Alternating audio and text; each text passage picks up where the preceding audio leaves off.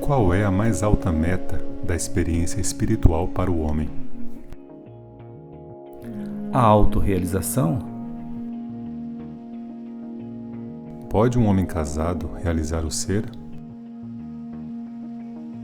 Certamente, casado ou solteiro, um homem pode realizar o ser, porque isso está aqui e agora.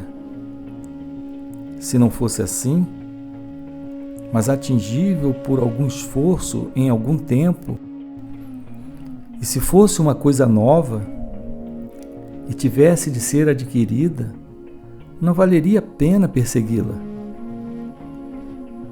Porque o que não é natural também não é permanente.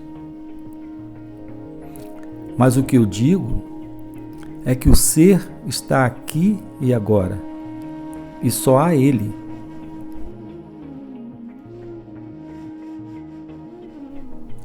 Um boneco de sal que seja lançado ao mar não estará protegido por um revestimento impermeável. Este mundo em que temos de labutar diariamente é como o oceano. Sim, a mente é a capa impermeável. Então, o indivíduo pode estar envolvido no trabalho e livre do desejo manter sua solidão, mas os deveres da vida nos deixam pouco tempo para sentar em meditação ou mesmo rezar.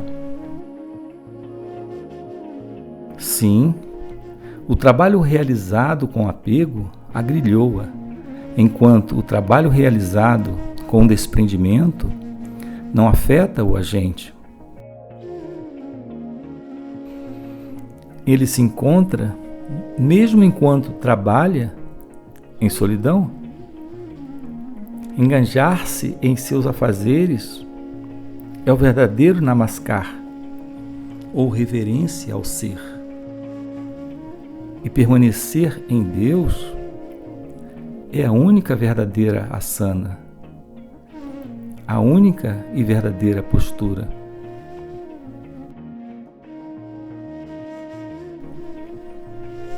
Eu não devo renunciar ao lar? Se fosse esse o seu destino, a questão não surgiria. Por que então você deixou a sua casa na juventude? Nada acontece senão pelo ordenamento divino. A linha de conduta nesta vida é determinada pelo Prarabdha, o karma do indivíduo.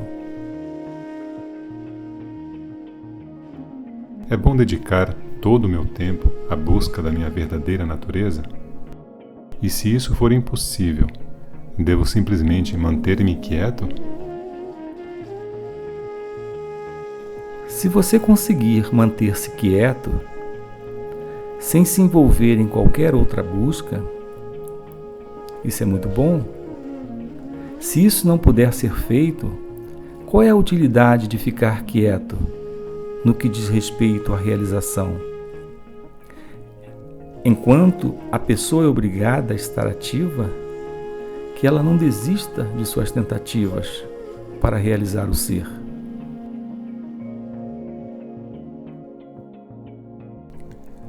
As ações de um indivíduo não o afetam em nascimentos posteriores?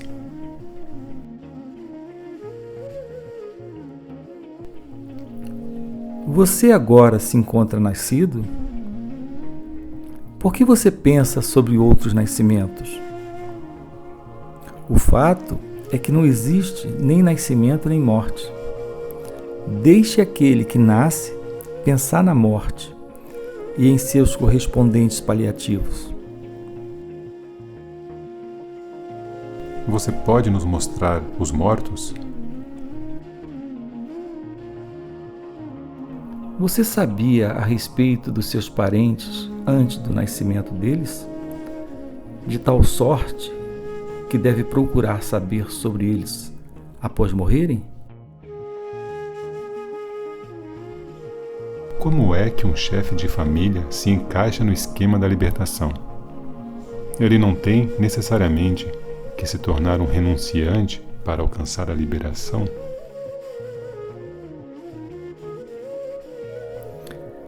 Por que você acha que você é um chefe de família? Os pensamentos correspondentes de que você é um renunciante irão obcecá-lo, mesmo se você renunciar. Quer você continue na família ou renuncie e vá para a floresta, sua mente irá persegui-lo. O ego é a fonte do pensamento. Ele cria o corpo e o mundo e faz você pensar ser um chefe de família. Se você renunciar, ele só irá substituir o pensamento chefe de família pelo de renunciante e o ambiente de casa pelo da floresta. Mas os obstáculos mentais estarão sempre lá com você. Eles até mesmo aumentam nos novos ambientes. Mudar de ambiente não ajuda. O único obstáculo é a mente, que deve ser superada, seja em casa ou na floresta. Se você pode fazê-lo na floresta, por que não em casa?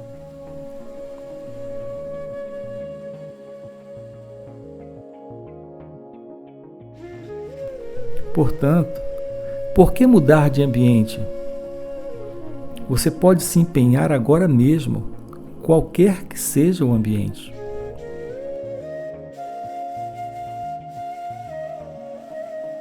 É possível desfrutar de Samadhi, o estado de absorção no ser, estando ocupado em atividades mundanas?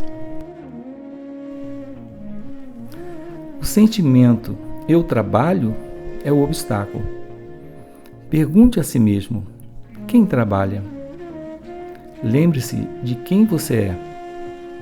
Assim, o trabalho não irá acorrentá-lo. Ele seguirá automaticamente. Não faça esforço, seja para trabalhar, seja para renunciar. O seu esforço é o cativeiro. O que está destinado a acontecer, acontecerá. Se estiver destinado a não trabalhar, você não encontrará trabalho, mesmo se o procurar. Se estiver destinado a trabalhar, você não será capaz de evitá-lo. Será forçado a envolver-se nele. Dessa forma, deixe a questão para o poder superior. Você não pode renunciar ou reter por escolha própria.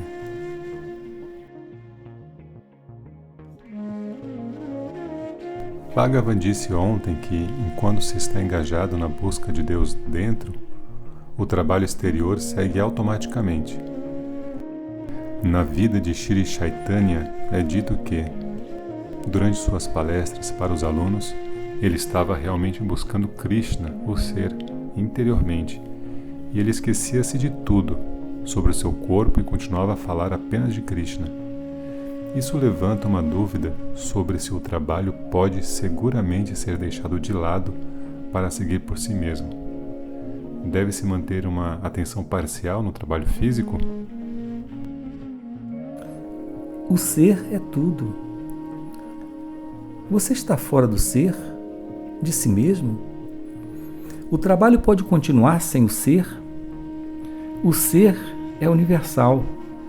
Por isso, todas as ações terão continuidade, quer você se esforce para estar envolvido com elas ou não. O trabalho vai continuar por si só. Por isso, Krishna disse a Arjuna que ele não precisava se preocupar por matar os Kauravas, pois eles já estavam mortos. Já haviam sido sacrificados por Deus. Não cabia a ele decidir, agir e preocupar-se com isso, mas permitir à sua própria natureza realizar a vontade do poder superior.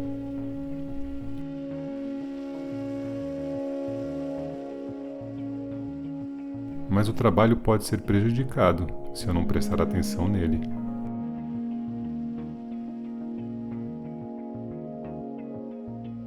Prestar atenção em si mesmo significa prestar atenção no trabalho. Você pensa que o trabalho é feito por você, porque se identifica com o corpo. Mas o corpo e suas atividades, incluindo o trabalho, não existem fora do ser. O que importa se você prestar ou não atenção no trabalho? Suponha que você ande de um lugar a outro. Você não presta atenção nos passos que dá. No entanto, após algum tempo, você se encontra no lugar almejado. Você percebe como a atividade de caminhar se processa, sem que você preste atenção a ela. É assim também com outros tipos de atividade.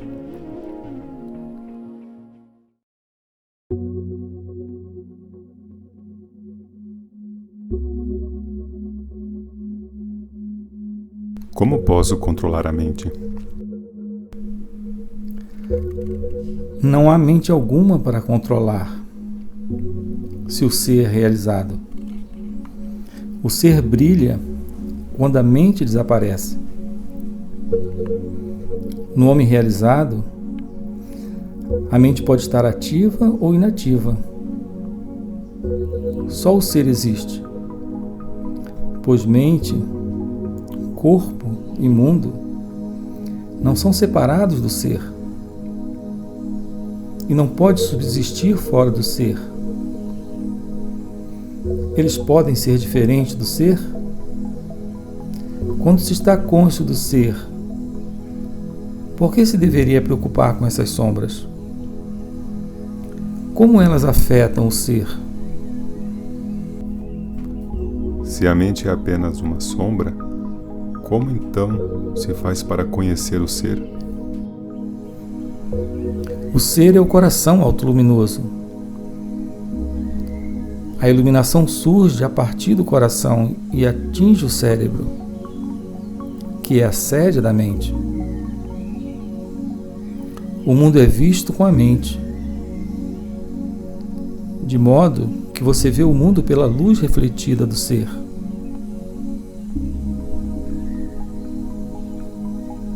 O mundo é percebido por um ato da mente. Quando a mente recebe a luz do ser, ela fica cônscia do mundo. Quando não recebe essa luz, a mente não tem conhecimento do mundo. Se a mente é voltada para dentro, em direção à fonte da iluminação, o conhecimento objetivo cessa e o ser sozinho brilha como o coração. A lua brilha refletindo a luz do sol. Quando o sol se põe, a lua é útil para que os objetos sejam vistos. Quando o sol se levanta, ninguém precisa da lua, ainda que seu disco seja visível no céu. Assim também é com a mente e o coração.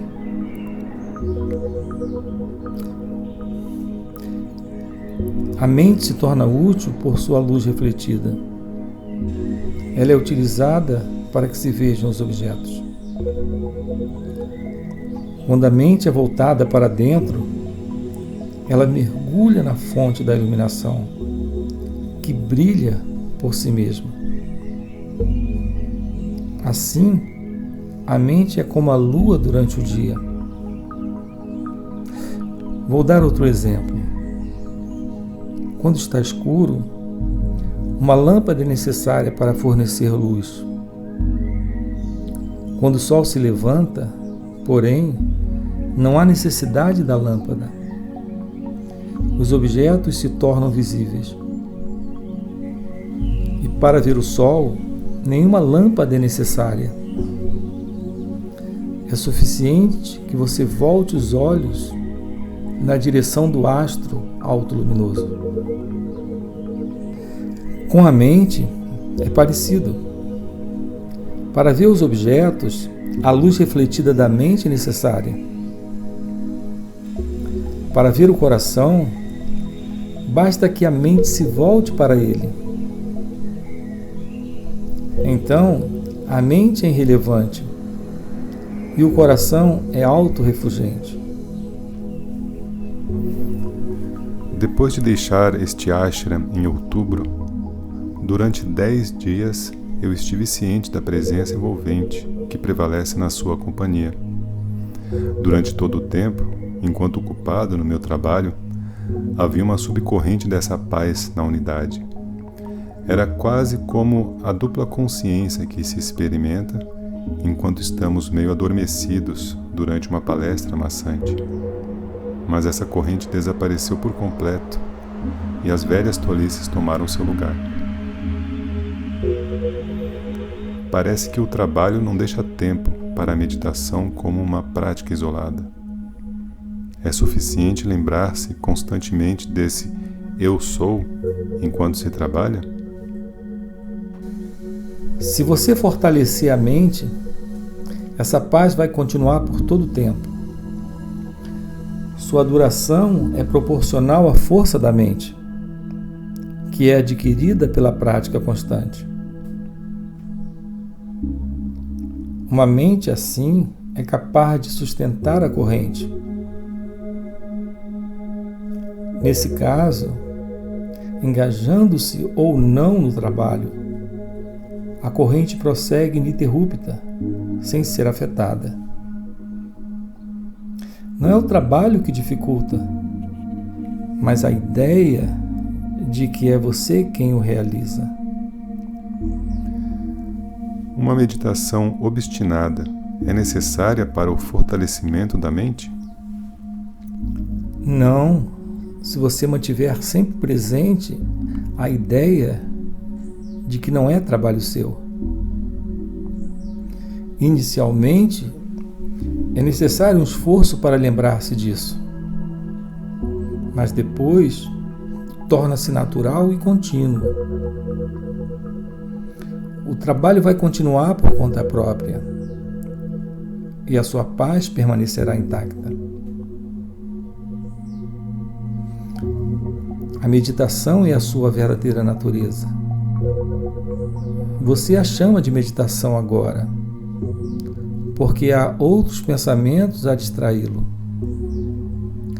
Quando esses pensamentos são dissipados, você permanece só, isto é, no estado de meditação, livre de pensamentos. E essa é a sua natureza real, que você está tentando adquirir agora, afastando outros pensamentos. Tal afastar de outros pensamentos é agora chamado de meditação. Mas quando a prática se torna firme, a sua real natureza se mostra como a verdadeira meditação.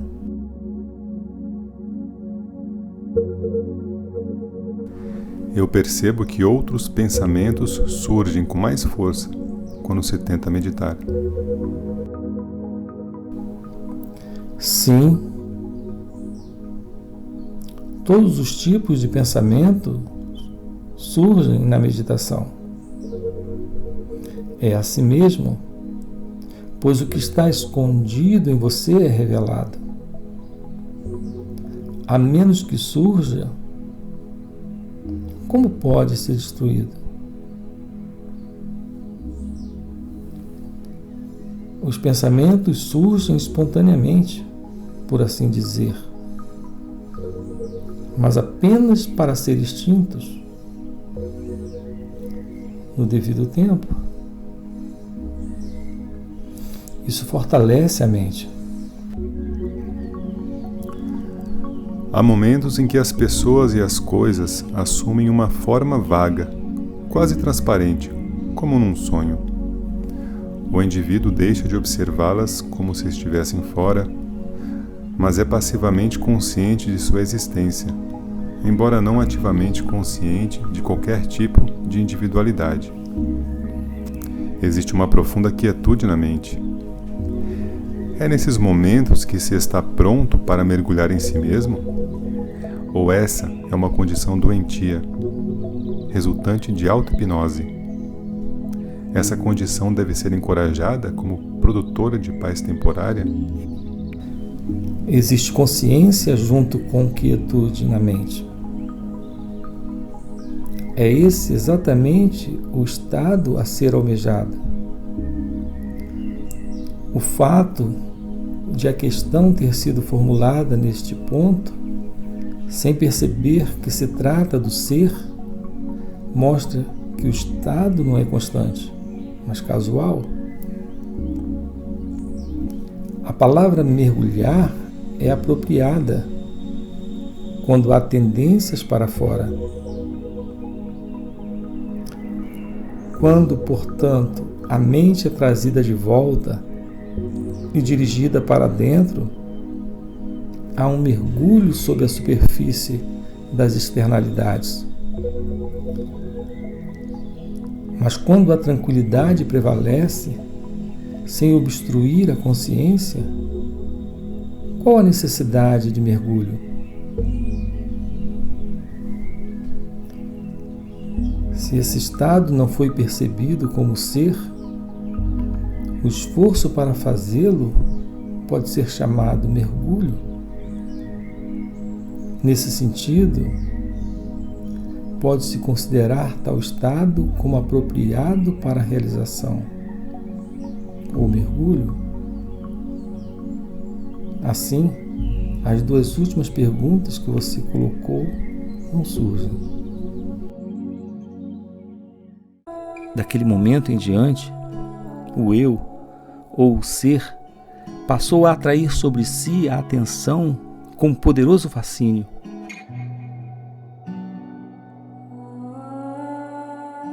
O temor da morte desapareceu para sempre. Dali por diante.